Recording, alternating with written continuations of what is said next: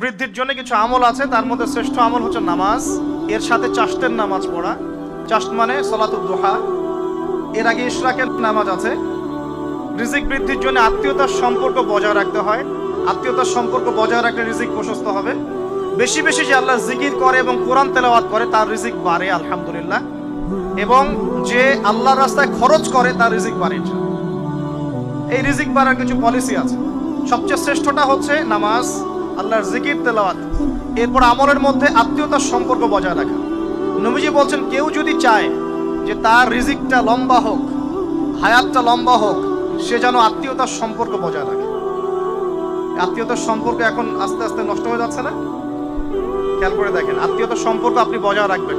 মনে রাখবেন, আমি বারবার একটা কথা বলেছি আপনাদের ওয়াজ মাহফিলে, যে পৃথিবীতে যে কাজই করবেন আল্লাহর সন্তুষ্টির জন্য করবেন। আত্মীয়তার সম্পর্ক বজায় রাখবেন আল্লাহর সন্তুষ্টির জন্য, তাদের কাছে কিছু পাওয়ার আশায় না। যখনই আপনি কারো কাছে কিছু পাওয়ার আশা করবেন আপনি কষ্ট পাবেন। যখনই কারো কাছে কিছু পাওয়ার আশা করবেন আপনি কষ্ট পাবেন। কারো কাছে এত বেশি পাওয়ার আশা করবেন না। কার কাছে পাওয়ার আশা করবেন? আল্লাহর কাছে, যে আমি এই কাজটা করছি, আল্লাহ আমাকে পুরস্কার দিবে ইনশাআল্লাহ। আমি আত্মীয়তার সম্পর্ক বজায় রাখছি কেন? আল্লাহর কাছে রিজিকে বরকতের আশায়, আল্লাহর সন্তুষ্টির জন্য। মনে রাখবেন প্রিয় ভাইয়েরা, আমল কবুল হওয়ার শর্ত মোটামুটি তিনটা। কয়টা? 1 নাম্বার, আমলগুলো হতে হবে আল্লাহর সন্তুষ্টির জন্য। 1। 2 নাম্বার, আমলটা হতে হবে রাসূলুল্লাহ সাল্লাল্লাহু আলাইহি ওয়াসাল্লামের পদ্ধতিতে, অন্য কারো পদ্ধতিতে নয়। 3 নাম্বার, আমলটা করার জন্য আপনার রিজিকটা হতে হবে হালাল। হারাম রিজিকের আমল আল্লাহর কাছে কবুল হয় না। আল্লাহ পাক আমাদের সবাইকে হালাল রিজিকের ব্যবস্থা করে দিন এবং রিজিকটাকে প্রশস্ত করুন, আমিন। তো রিজিক লেখা হয়ে গেছে 2। 3 নাম্বার লেখা হয়ে গেছে এ ব্যক্তি কি কি কাজ করবে দুনিয়ায়। এ ব্যক্তি দুনিয়ায় কি কি কাজ করবে সব লেখা হয়ে গেছে। এখন যদি একটা চোর বলে যে আল্লাহ পাক আমার তাকদিরে লিখেছিলেন যে আমি চুরি করব, তাই আমি চুরি করেছি। এখন যদি একজন ধর্ষক বলে আল্লাহ আমার তাকদিরে লিখেছিল যে আমি ধর্ষণ করব, তাই ধর্ষণ করেছি। এখন যদি যারা এই জনগণের কিছু সম্পদ আত্মসাৎ করে খেয়ে ফেলছে তারা যদি বলে আল্লাহ তাকদিরে লিখছিলেন জন্যই দুর্নীতি করেছি, তাহলে কথাটা কি হবে? গ্রহণযোগ্য হবে? এখন যদি দলিল দেয় তাকদিরে তো লেখা ছিল। এই আকীদাটার নাম হচ্ছে জাবারিয়া আকীদা। কি আকীদা? জাবারিয়া। এমন একজন ব্যক্তি উমর রাদিয়াল্লাহু আনহুর দরবারে এসেছিল। চোর চুরি করেছে, ধরা পড়েছে। উমর রাদিয়াল্লাহু আনহু বলেছেন হাত কেটে ফেলো। তখন সে বলছে যে আমার হাত তো কাটা যাবে না। কেন? আল্লাহ পাক তাকদিরে লিখেছেন আমি চুরি করব, তাই চুরি করেছি। উমর রাদিয়াল্লাহু আনহুর সামনে এই কথাটা বলেছে। আর উমর রাদিয়াল্লাহু আনহু কি বিচক্ষণ মানুষ ছিলেন না বোকাশোকা ছিলেন? বলেন, তার মতো শাসক পাওয়া যাবে? আমাদের দায়িত্ব পরিস্থিতি বুঝে দিন ধরে রাখা, আমল করা এবং মানুষকে দিনের দিকে আহ্বান করা। আমরা যদি দায়িত্ব পালন না করি তাহলে কি হবে? আল্লাহ পাক আমাদেরকে সরিয়ে দিয়ে নতুন কওম নিয়ে আসবে। আল্লাহ পাক সূরা মুহাম্মাদে বলেছেন ওয়া ইন তাতাওয়াল্লাউ, তোমরা যদি মুখ ফিরিয়ে নাও, ইয়াস্তাবদিল কওমান গায়রাকুম, আল্লাহ পাক নতুন কওমকে তোমাদের জায়গায় স্থলাভিষিক্ত করবেন। সুম্মা লা ইয়াকুনু আমসালাকুম, তারা তোমাদের মতো হবে না, মানে আমাদের মতো অপদার্থ হবে না। উম্মার বিজয়ের শর্ত কি? আল্লাহ সূরা মুহাম্মাদেই বলেছেন ইন তানসুরুল্লাহা ইয়ানসুরুকুম, তোমরা আল্লাহর দ্বীনকে সাহায্য করো তবেই আল্লাহ তোমাদেরকে সাহায্য করবে। ওয়া ইউসাব্বিত আকদামাকুম, তোমাদের পা আল্লাহ দৃঢ় করে রাখবেন। আমরা আল্লাহকে সাহায্য না করলে আল্লাহ পাক আমাদেরকে সাহায্য করবেন না। আল্লাহ পাক সূরা রা'দের মধ্যে বলছেন ইন্নাল্লাহা লা ইউগাইয়িরু মা বিকওমিন হাত্তা ইউগাইয়িরু মা বিআনফুসিহিম, আল্লাহ পাক কোনো কওমের অবস্থা ততক্ষণ পরিবর্তন করেন না যতক্ষণ না সেই কওম তার নিজের অবস্থার পরিবর্তনের চেষ্টা করে। তাহলে আমাদের পরিবর্তন কেন হচ্ছে না? কারণ আমরা নামাজ ছেড়ে দিয়েছি। 90% মুসলিমের দেশে কত পার্সেন্ট নামাজ পড়ে চিন্তা করে দেখবেন। আমরা কোরআন ছেড়ে দিয়েছি। 90% মুসলিমের দেশে কত পার্সেন্ট বিশুদ্ধ করে কোরআন তেলাওয়াত করতে পারে একটু খোঁজ নিয়ে দেখবেন। কোরআন শুমারি করে দেখেন, নামাজ শুমারি করে দেখেন, তাহলে বুঝতে পারবেন। আর যারা কোরআন পড়তে জানে তাদের মধ্যে কত পার্সেন্ট কোরআনের অর্থটা বোঝে, এটা আরো বড় বিষয়। তারপরে আবার কারা মেনে চলে, এটা আরো বড় বিষয়। আর আমরা কতজন মানুষ দিন ইসলামকে সামগ্রিক দিন হিসেবে মানি, এটাও একটা বড় বিষয়। আমরা মানি ঠিকই, আংশিক আংশিক। যেমন ইবাদত বন্দেগীর জীবনে মুসলমান, অর্থনৈতিক জীবনে গিয়ে আবার সুদখোর, এমন না বিষয়টা? ইবাদত বন্দেগীর জীবনে আমি পাক্কা মুসলিম, কপালে সেজদার দাগ আছে মাশাআল্লাহ, দাড়ি টুপিও আছে মাশাআল্লাহ, কিন্তু ব্যবসায় গিয়ে মাপে কম দিচ্ছি না, ব্যবসায় গিয়ে আমি আরাম ভেজাল দিচ্ছি কিনা, এরকম হচ্ছে কিনা? হচ্ছে। কিন্তু সে কিন্তু মুসলিম এবং নামাজও পড়ে। তা আমাদের সমস্যা ভাই এখানেই। এখন এই সমস্যাটা সলভ করলে ইনশাল্লাহ সব সমস্যা সলভ হয়ে যাবে। সমস্যাটা কি? আমরা ইসলামটাকে আংশিকভাবে মানি, পরিপূর্ণ জীবনে ইসলাম বাস্তবায়ন করতে পারছি না। আমি আপনি হয়তো কেউই পারছি না, ফখর করলে বলার নাই যে আমি খুব পারছি, আসলে আমিও পারছি না। কারণ এই যুগে এটা পারাটা খুব ডিফিকাল্ট। এই যুগে পারাটা কি খুবই কঠিন, কিন্তু এটাই তো এই যুগের চ্যালেঞ্জ। নবীজি বলেছেন তোমাদের সামনে এমন যুগ আসছে যে যুগে ঈমান ধরে রাখাটা হাতের মধ্যে আগুন ধরে রাখার মতো হবে। তবে সুসংবাদ ওই যুগে তাদের জন্য যারা আমার সুন্নতকে আবার জীবিত করতে পারবে। যে আমার মৃত সুন্নতকে জীবিত করবে, আল্লাহ পাক তাকে 50 জন শহীদ সাহাবীর সমান নেকি দিবে। এটাই আমাদের কাজ। আল্লাহ পাক আমাদেরকে তৌফিক দান করুন। তার মানে তাকদীর লেখা হয়ে গেছে। এবার আল্লাহ রাব্বুল আলামিন কি করলেন? আল্লাহ পাক এই মহাবিশ্ব সৃষ্টি করলেন। হুয়াল্লাযী খালাকাস সামাওয়াতি ওয়াল আরদ ফি 6 আইয়াম। কয় দিনে? আল্লাহ পাক পুরো মহাবিশ্ব সৃষ্টি করলেন কয় দিনে? আমাকে বলেন তো, মহাবিশ্বকে আল্লাহ পাক ঘৃণা করে সৃষ্টি করেছেন না ভালোবেসে? তাহলে আল্লাহ পাক কি ভালোবাসার সত্তা নয়? আল্লাহ রাব্বুল আলামিন কি ভালোবাসেন না? আল্লাহ পাকের একটা নামই হচ্ছে গফুর আল ওয়াদুদ, ওয়া হুয়াল গফুরুল ওয়াদুদ। আল্লাহ পাক হচ্ছেন ক্ষমাশীল, পরম ক্ষমাশীল এবং প্রেমময়। আল্লাহ পাক তার নাম দিয়েছেন আল ওয়াদুদ, মানে প্রেমময়। আল্লাহ পাক ভালোবাসেন কিনা? তাহলে এই পুরো মহাবিশ্ব সৃষ্টি করে আল্লাহ পাক কি মহাবিশ্বের মধ্যে ভালোবাসা ছড়িয়ে দেন নাই? আল্লাহ রাব্বুল আলামিন 6 দিনে মহাবিশ্ব সৃষ্টি করে মহাবিশ্বের সব জায়গায় যার যার কাজ তাকে বুঝিয়ে দিলেন। কোন গ্রহ কি কাজ করবে, কোন সৌরজগৎ কেমন করে চলবে, দুনিয়া কিভাবে ঘুরবে, সূর্য কিভাবে উঠবে, চাঁদ কিভাবে আসবে, কোন মাখলুক কি কাজ করবে, ফেরেশতাদের কাজ কি হবে, ইত্যাদি ইত্যাদি। আল্লাহ পাক সমস্ত কাজ বুঝিয়ে দিলেন। সূরা আলিফ লাম মিম সেজদা, হামিম সেজদার মধ্যে আছে, পড়ে দেখবেন। আল্লাহ পাক পুরো মহাবিশ্বের দায়িত্ব বন্টন করে দিলেন। এবার আল্লাহ রাব্বুল আলামিন কি করলেন শোনেন। আল্লাহ রাব্বুল আলামিন বলছেন, এই পুরো মাখলুক কায়নাত সৃষ্টি করার পর আল্লাহ পাক তার রহমতকে 100 ভাগে ভাগ করলেন। কত ভাগে? আল্লাহ পাকের দয়া, রহমত, ভালোবাসাকে 100 ভাগে ভাগ করলেন। ভাগ করে এক ভাগ, মাত্র এক ভাগ আল্লাহ পাক পুরো মহাবিশ্বে ছড়িয়ে দিলেন। বলেন সুবহানাল্লাহ। বাকি 99 ভাগ রহমত আল্লাহ পাক তার কাছে রাখলেন। এই এক ভাগ ভালোবাসার কারণেই এই যে সন্তান কান্না করলে মায়ের বুক ফেটে যায়, সন্তান অসুস্থ হলে বাবার বুক ফেটে যায়। যেই বাবা সহজে চোখের পানি কাউকে দেখায় না, সেই বাবা জায়নামাজে দাঁড়িয়ে চোখের পানি ছাড়তে থাকে। এই এক ভাগ রহমতের কারণে আমরা দেখি যে রাস্তার কুকুর পর্যন্ত তার বাচ্চাকে চাটে, আদর করে, মহব্বত করে। এই এক ভাগ রহমতের কারণে আমরা আমাদের স্ত্রীদেরকে মহব্বত করি। স্ত্রীকে সুখে রাখার জন্য জীবনটা পর্যন্ত বিলিয়ে দেয়। সকাল থেকে রাত পর্যন্ত কোনো ক্ষেত্রে হারাম পথে যেতেও দ্বিধা করি না, স্ত্রী সন্তান সুখে থাক এই আশায়, তাই না ভাই? এই এক ভাগ রহমতের কারণে গাভী দেখবেন, গাভী তার বাচ্চাকে প্রসবের পর চাটে, গাটা চেটে পরিষ্কার করে দেয়। এই এক ভাগ রহমতে পুরো কায়নাত টিকে আছে। আর নবী সাল্লাল্লাহু আলাইহি ওয়াসাল্লাম বলছেন, বাকি 99% রহমত আল্লাহ পাক তার কাছে রেখেছেন। এই রহমত এবং ভালোবাসা দিয়ে আল্লাহ পাক কিয়ামতের মাঠে মানুষকে মাফ করবে ইনশাআল্লাহ। তার মানে বলেন আল্লাহু আকবার। তার মানে আমরা আশা করতে পারি ইনশাআল্লাহ তাআলা আমরা আল্লাহর জান্নাত পাবো ইনশাআল্লাহ। পাবো কিনা? শুধু একটা কাজ যদি উম্মত করতে পারে জান্নাত পাবে। বলে দেব কোনটা? অনেক কাজই আছে, কিন্তু স্পেশাল একটা কাজ, একটা। আল্লাহ রাব্বুল আলামিন মেরাজের রাতে তার নবীকে উঠিয়ে নিয়েছিলেন, উঠিয়ে নিয়ে কাছে নিয়ে আসছেন, একদম কাছে। আর যে আরশের কাছাকাছি, নবী সাল্লাল্লাহু আলাইহি ওয়াসাল্লাম বলছেন ওই সময় তার উপর 3টা স্পেশাল ওহী করা হয়েছে। কয়টা? 3টা। একটা হচ্ছে 50 ওয়াক্ত নামাজ। কত ওয়াক্ত? এটা কমতে কত ওয়াক্ত হয়েছে? 5। 5কেও কমানোর জন্য কোন নবী বলছিলেন? মুসা আলাইহিস সালাম বলছেন 5ও পারবে না, কমাই নিয়ে আসেন। 5ও যে পারবে না, মুসা আলাইহিস সালাম কেমন করে জানলেন? তার উম্মত 2 ওয়াক্ত নামাজ পড়ে। কয় ওয়াক্ত নামাজ ফরজ ছিল? ওই 2 ওয়াক্ত তার আদায় করতে পারে নাই। এই অভিজ্ঞতা থেকে তিনি বলেছেন যে আপনার উম্মত 5 ওয়াক্ত পারবে না। সত্যি না মিথ্যা কথাটা? আসলেই কি উম্মত 5 ওয়াক্ত নামাজ পড়তে পারছে? আচ্ছা, যাই হোক, আল্লাহ পাক আমাদেরকে পড়ার তৌফিক দান করুন। দ্বিতীয় ওহী হচ্ছে সূরা বাকারার শেষের 3টা আয়াত। কয় আয়াত? সূরা বাকারার শেষের 3 আয়াত ওহী করেছেন কে? আল্লাহ রাব্বুল আলামিন। কোন ব্যক্তি যদি রাতের বেলা সূরা বাকারার শেষের 3টা আয়াত পড়ে সারা রাত ইবাদত করার নেকি পাবে ইনশাআল্লাহ। আর 3 নাম্বারটা হচ্ছে স্পেশাল, সেটা হচ্ছে আল্লাহ পাক বলেছেন, হে মুহাম্মদ সাল্লাল্লাহু আলাইহি ওয়াসাল্লাম, বলেন সাল্লাল্লাহু আলাইহি ওয়াসাল্লাম, তোমার উম্মতের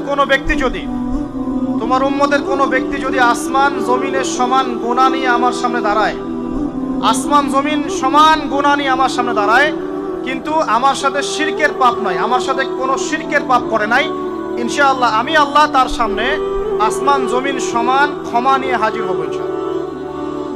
তার মানে আমরা যদি ইনশাআল্লাহ তাআলা শিরকের পাপ থেকে দূরে থাকতে পারি, ইনশাআল্লাহ আশা করা যায় আমরা আল্লাহর সন্তুষ্টি পাবো ইনশাআল্লাহ। এরপর আল্লাহ রাব্বুল আলামিন কি করলেন? আল্লাহ রাব্বুল আলামিন পুরো মহাবিশ্ব সৃষ্টি করে সব দায়িত্ব ভাগ করে দিলেন। ভাগ করে দেওয়ার পরে আল্লাহ পাক জান্নাত জাহান্নাম সৃষ্টি করেছেন কিনা? আচ্ছা, জান্নাত এবং জাহান্নাম কার কার জন্য সৃষ্টি করেছেন বলেন? জিন আর মানুষ। আচ্ছা, এখন জান্নাতের চেয়ে কি শান্তির কোনো জায়গা আছে? আচ্ছা, এই জান্নাত কার জন্য সৃষ্টি করেছেন? জিন আর মানুষ। আচ্ছা, তাহলে আল্লাহ পাক মানব জাতিকে ভালোবাসেন কিনা? ভালোবাসেন কিনা? আপনি যখন কাউকে ভালোবাসবেন তাকে সবচেয়ে সুন্দর গিফট দিতে চাইবেন কিনা?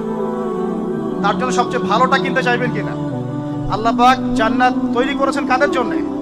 আমাদের জন্য। তার মানে আল্লাহ পাক আমাদেরকে ভালোবাসেন কিনা? অবশ্যই বাসেন। আল্লাহ রাব্বুল আলামিন জাহান্নামও তো সৃষ্টি করেছেন। এখন যদি বলি যে তাহলে আল্লাহ পাক কি আমাদেরকে ভালোবাসেন না, জাহান্নামে কিভাবে দিবেন? উত্তরটা কি হবে তাহলে? উত্তর হচ্ছে এই যে যদি আল্লাহ না করুক কোনো ব্যক্তি জাহান্নামে যায়, তাহলে বুঝতে হবে সেই ব্যক্তি জাহান্নামে যাওয়ার যোগ্য ছিল বলেই জাহান্নামে গিয়েছে। কথা কি বুঝতে পারছেন? আর যদি কোনো ব্যক্তি জান্নাতে যায়, তাহলে বুঝতে হবে সেই ব্যক্তির উপর আল্লাহ পাক দয়া করেছেন বলেই সে জান্নাতে গিয়েছে। মানুষ তার আমল দিয়ে জান্নাতে যেতে পারবে না, মানুষ তার আমল দিয়ে জান্নাতে যেতে পারবে না, আল্লাহর দয়া অনুগ্রহ দিয়ে জান্নাতে যাবে ইনশাআল্লাহ। আল্লাহ পাক আমাদের সবাইকে সেই দয়া অর্জন করার তৌফিক দান করুন। সামনে রহমত পাওয়ার একটা সুবর্ণ সুযোগ আসছে, সেটা হলো রমজান মাস। কি মাস? রমজান মাস। আমরা দোয়া করি আল্লাহ পাক আমাদের সবাইকে সুস্থতার সাথে রমজানের সবগুলো রোজা রাখার তৌফিক দান করুন। নবীজি বলেছেন, এই মাসে যে ইবাদত করে তার গুনাহ মাফ করতে পারলো না, তার জন্য ধ্বংস করে নাউজ। আমরা তো রমজান আসার আগে দুনিয়াবি প্ল্যান করছি, রমজানে কিভাবে ব্যবসায় উন্নতি করব, রমজানে কিভাবে বেশি লাভ করব। হ্যাঁ, তো রমজান মাস হচ্ছে ইবাদতের মৌসুম। আল্লাহ পাক আমাদের সবাইকে রমজান মাসে 5 ওয়াক্ত নামাজ পড়ার তৌফিক দান করুন, কোরআন তেলাওয়াত করার তৌফিক দান করুন, কোরআন বুঝে পড়ার তৌফিক দান করুন, তারাবির নামাজ জামাতে পড়ার তৌফিক দান করুন, এবং বেশি বেশি মানুষকে ইফতার করানোর তৌফিক দান করুন।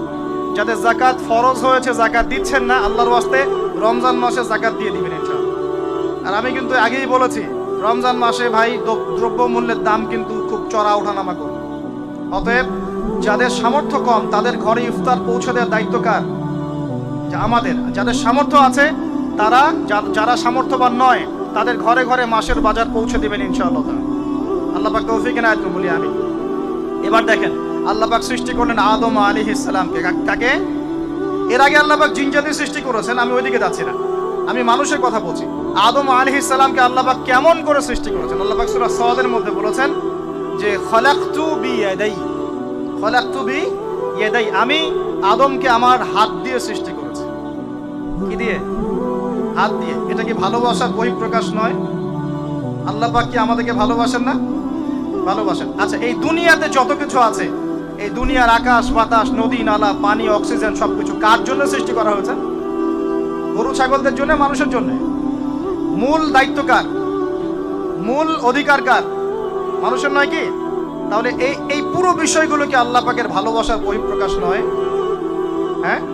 আচ্ছা, এবার আসেন, আল্লাহ পাক আদম আলাইহিস সালামকে সৃষ্টি করে সমস্ত নাম শিক্ষা দিয়েছেন। এই যে নাম শিখানো মানে জ্ঞান শিখানো, এই জ্ঞান শিখানোটা কি আল্লাহর দয়া ভালোবাসা নিদর্শন নয়? একটু ধরাই দিচ্ছি আপনাদেরকে। এবার সামনে আসেন, আল্লাহ পাক ফেরেশতাদের সামনে তাকে উপস্থাপন করলেন, করে বললেন, সব ফেরেশতা তোমরা যারা আছো সিজদা করো আদমকে। এই যে আমাদের পিতাকে সম্মানিত করা হচ্ছে, এটা কি ভালোবাসার বহিঃপ্রকাশ নয়? এবার আমাদের পিতাকে সম্মানিত করা হলো, ইবলিস সেজদা করলো না, সে কিয়াস করলো, বাতিল কিয়াস যুক্তি দিল আমি তার চেয়ে শ্রেষ্ঠ ইত্যাদি। আল্লাহ পাক ইবলিসকে অভিশপ্ত করলেন, আমাদের পিতা তাকে জান্নাতে রাখলেন। এই যে জান্নাতে রাখলেন, এটা কি আল্লাহ পাকের ভালোবাসা নয়? এবার আল্লাহ পাক আদম আলাইহিস সালামের পাঁজর থেকে সৃষ্টি করলেন তার স্ত্রী হাওয়া আলাইহিস সালামকে। উভয়ের মাঝখানে ভালোবাসা দিয়ে দেওয়া হয়েছে, বলেন সুবহানাল্লাহ। এই জেনা ভালোবাসা নিদর্শন নয়, বিয়ে শাদী হচ্ছে ভালোবাসার নিদর্শন। আল্লাহ পাক বলেছেন সূরা রুমের মধ্যে, ওয়াজআলা বাইনাহুমা মাওয়াজ্জাতা ওয়া রাহমা, আমি আল্লাহ স্বামী স্ত্রীর মধ্যে ভালোবাসা এবং হৃদ্যতা সৃষ্টি করে দিয়েছি, বলেন সুবহানাল্লাহ। তার মানে এই হারাম সম্পর্ক যেটা দেখছেন, এটা হলো একটা জেনার পথ। আর যখন আমরা হালাল ভাবে বিয়ে শাদী করবেন, আপনারা করবেন, তখন দেখবেন আল্লাহ পাকের পক্ষ থেকে ভালোবাসা সৃষ্টি হয়ে যাবে ইনশাআল্লাহ।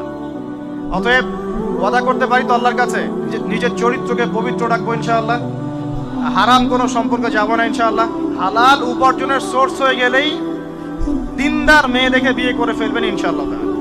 অন্য কোনো পথে যাবেন না, কোনো হারাম পথে যাবেন না, ওয়াদা করেন ইনশাআল্লাহ। রাজি আছেন তো ইনশাআল্লাহ? আল্লাহ কবুল করুন, আমিন। আর বিয়ের সময় অবশ্যই দিনদারিতা দেখবেন, অন্য কিছু না, অন্য কিছু পরে, দিনদারিতা আগে। দিনদারিতা আছে, নামাজ পড়ে, পর্দা করে, মাশাআল্লাহ সব দিক ঠিক আছে, তারপরে দেখবেন আপনি অন্য কিছু, তার আগে না। কথা ঠিক আছে? একইভাবে মেয়েদের ক্ষেত্রেও, যে আগে দেখবেন না ছেলে কত বড় চাকরি করে, ছেলের কত বড় বাড়ি আছে, গাড়ি আছে, এটা পরে। আগে দেখবেন ছেলে নামাজি কিনা, সুন্নত আছে কিনা, ইসলামের জন্য তার সফট কর্নার আছে কিনা, ইসলাম প্র্যাকটিস করে কিনা, এগুলো আগে দেখবেন। এগুলো না দেখলে কি হবে জানেন? বিয়ের 1 বছর 2 বছর পরেই বুঝতে পারবেন দুনিয়াটা জাহান্নাম হয়ে গেছে। না, দুনিয়াতেই তখন জাহান্নামের আযাবের স্বাদ ভোগ করতে হবে। না, আল্লাহ পাক আমাদেরকে হেফাজত করুন, আমিন। তো এই যে আল্লাহ পাক আদম আলাইহিস সালামের পাঁজর থেকে সৃষ্টি করলেন কাকে, এবং ভালোবাসা দিয়ে দিলেন উভয়ের মাঝখানে, এটা কি আল্লাহ পাকের দয়া নয়? আল্লাহ পাক ভালোবাসেন না? এবার দেখেন, গাছের কাছে যেতে নিষেধ করলেন, আমি কিন্তু শর্ট করে বলছি, গাছের কাছে যেতে নিষেধ করলেন, তোমরা জান্নাতে থাকো, খাও, যা ইচ্ছা করো, কিন্তু ওয়ালা তাকরাবা হাদিহিশ শাজারা, এই গাছের কাছেও যাবে না। একটা পরীক্ষা, জাস্ট একটা পরীক্ষা। এখানে কিন্তু বলা হচ্ছে গাছের কাছেও যাবে না, বলা হচ্ছে না যে গাছের ফল খাবে না। ঠিক যেমন আল্লাহ বলেছেন তোমরা জেনার কাছেও যাবে না। আল্লাহ পাক কিন্তু বলেন নাই জেনা করবে না, আল্লাহ পাক বলেছেন তোমরা জেনার কাছেও যাবে না। তো এখান থেকে আমরা এই হুকুমটার কঠোরতা বুঝতে পারি। তো প্রিয় ভাইরা, এখানে আমাদের পিতামাতা শয়তানের প্রলোভনে পড়ে গেলেন। কেন পড়লেন? শয়তান ওয়াসওয়াসা দিল যে আমি কি তোমাদেরকে এমন গাছের কথা বলে দিব যে গাছের কাছে গেলে বা যার ফল খেলে তোমরা চিরস্থায়ী জীবন পাবে এবং তোমরা ফেরেশতা হয়ে যাবে, এরকম কথা বল, এবং তোমরা কোনোদিন মরবে না। হাল আদুল্লুকা আলা শাজারাতিল খুলদি ওয়া মুলকিন লা ইয়াবলা, এই দুটো ওয়াসওয়াসা, চিরস্থায়িত্বের ওয়াসওয়াসা এবং অমরত্বের ওয়াসওয়াসা দিয়ে আমাদের পিতামাতাকে নিয়ে গেল। এখন আমাদের পিতামাতা কি ফল খেয়েছিলেন কি খান নাই? আচ্ছা, এখন আল্লাহ পাকের দৃষ্টিতে অন্যায় হয়েছে কিনা? এরপরে আমাদের পিতামাতা কি করলেন? বললেন রব্বানা যালামনা আনফুসানা ওয়া ইল্লাম তাগফির লানা ওয়া তারহামনা লানাকুনান্না মিনাল খাসিরিন। এই যে দোয়াটা তারা করলেন, এই দোয়াটা করার পরে আল্লাহ পাক কি তাদেরকে মাফ করে দিয়েছেন কি দেন নাই? বলেন, কথা বলেন। আল্লাহ পাক মাফ করে দিয়েছেন কি দেন নাই? এই যে অন্যায় করার পরেও আল্লাহ যে ক্ষমা করে দেন, মানে গুনাহ করার পরেও যে আদম সন্তানকে আল্লাহ পাক মাফ করে দেন, এটা কি আল্লাহ পাকের রহমত, দয়া কি নয়? আচ্ছা, এটা আল্লাহ পাকের নিদর্শন ছিল ভালোবাসার। এরপর আল্লাহ পাক দুনিয়াতে পাঠিয়ে দিলেন, কারণ এটা পরীক্ষা। দুনিয়াটা পরীক্ষার জায়গা, পরীক্ষা দিচ্ছি আমরা এখানে। এখন পরীক্ষার ক্ষেত্রে কি আল্লাহ পাক আমাদেরকে একা ছেড়ে দিয়েছেন? আল্লাহ পাক কি আমাদেরকে একা ছেড়ে দিয়েছেন? না, আল্লাহ পাক দুনিয়াতে পাঠিয়ে আমাদেরকে গাইডলাইন দিয়েছেন কিনা, কিভাবে চলতে হবে, কি করা যাবে, কি করা যাবে না, কিভাবে চলবো, কিভাবে চলবো না। আল্লাহ পাক কি ওহী নাজিল করেছেন কিনা? এই ওহী নাজিল করাটা কি আল্লাহ পাকের রহমত কিনা, আল্লাহ পাকের দয়া কিনা, ভালোবাসা কিনা? আল্লাহ পাক কি একা ছেড়ে দিয়েছেন না নবী রাসূল পাঠিয়েছেন? এই যে নবী রাসূলদেরকে পাঠিয়েছেন, এই নবী রাসূলগণ কি আল্লাহর পক্ষ থেকে রহমত কিনা? বলেন। না হলে আমরা কি করতাম? দুনিয়াতে কেমন করে চলতাম, কিভাবে পথ খুঁজে পাইতাম, কেমন করে ইবাদত করতাম, আমরা কি জানতে পারতাম? আল্লাহ পাক রহম করে, ভালোবেসে, দয়া করে নবী রাসূল পাঠিয়েছেন, আসমানি কিতাব পাঠিয়েছেন, বলেন সুবহানাল্লাহ।